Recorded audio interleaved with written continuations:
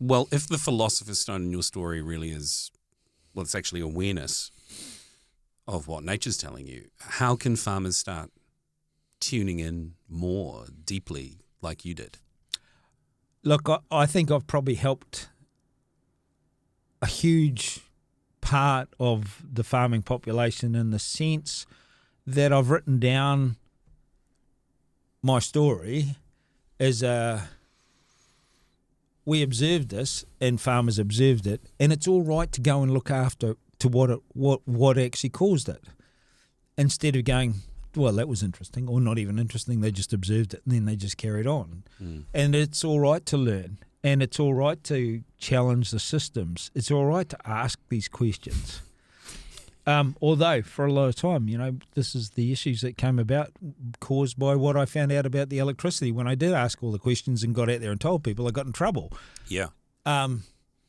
But as a society, if we're going to get any better, when you see something, you should go and investigate it. Yeah, that's interesting too, because you quote William Ulbricht, observe nature, read books. If they don't agree, throw away the books. Well, it was him that said it. And I mean, he did over 2,000 trials and wrote that many papers on soil fertility and that. And, like you can see when you're reading through his thing, it was a fascinating view into his observational processes that he went to a different way around. He'd go where something was growing brilliantly and then go through all the mineral contents of the soil and that and say, well, we believe that berries in these circumstances grow because they like this, this and this.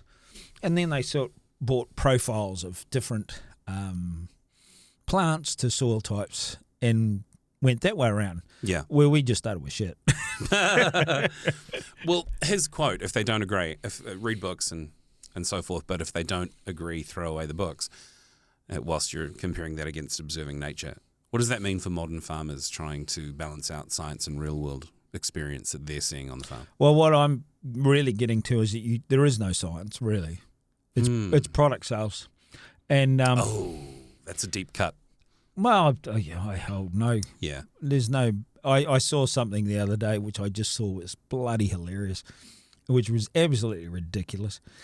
The great soil scientists saying in the paper that they received no funding from government to carry on with doing whatever they did.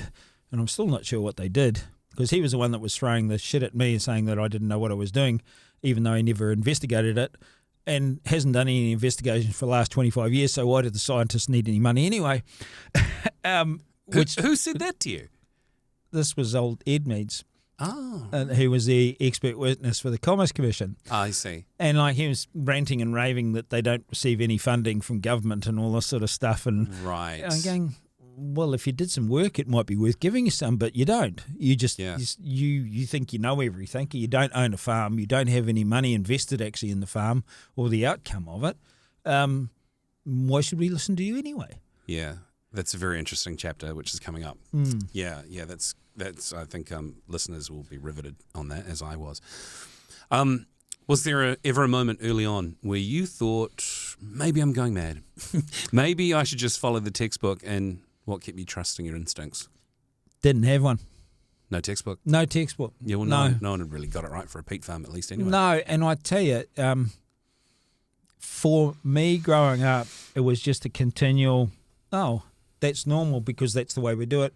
And having a grandfather on the farm was quite extraordinary too. And he had come from... Your grandfather as well as your father?